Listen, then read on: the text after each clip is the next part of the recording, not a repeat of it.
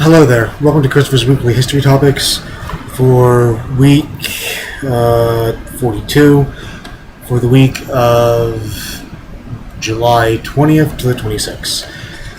This week is going to be the penal laws of Ireland in the roughly, the time period is 1690s to 1920, when the Irish Free State finally got rid of them after independence. But anyway, these penal laws were basically anti-Catholicism laws.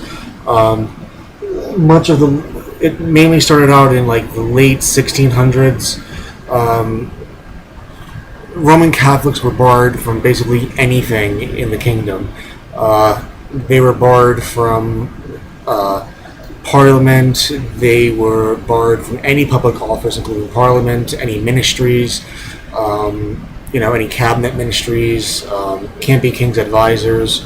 Can't run for Parliament, as I mentioned before. And even if they could run for Parliament, they couldn't be part of a minister's cabinet.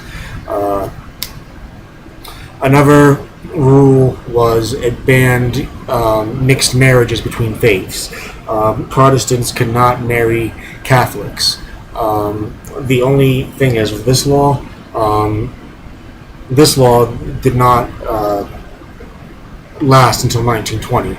This law, even though it started in the 1690s, it was repealed in 1778, and it made interfaith marriage, legal. Also, regarding marriages, not only were Catholics barred from marrying Protestants, but Presbyterian marriages also were not recognized by the state. Only pure Protestant marriages were recognized. Catholics and Presbyterians were shunned out and not recognized. Another thing were gun laws.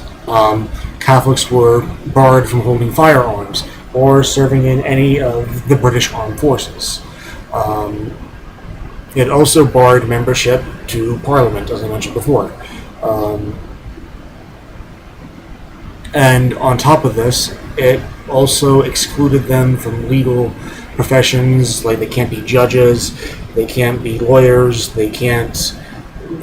basically anything with law they had a negative impact on.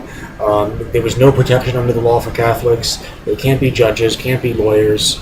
There was basically no legal protection against them. There was also something called the Popery Act. This meant that the Catholic inheritance of land had to be divided amongst sons, and the only exception that the oldest son would get all of the land was if, upon the father's death, that son would convert to Protestantism. Then he would get all the father's money and all the father's estates. If that oldest son did not convert to Protestantism on his father's death, all of the land, no matter what size, no matter how rich the father was, it would be divided amongst the sons. And of course, some would be given to the state, of course. Let's see. Also, with leasing land, it also banned Catholics from buying land with a lease with more than 31 years on it. Although some of these acts were repealed, this one in particular, the one with leasing land for only 31 years, this was repealed in 1788.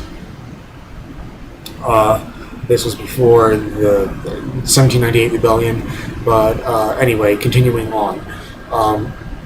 Furthermore, besides banning from land, it also put in how Catholic churches can be made.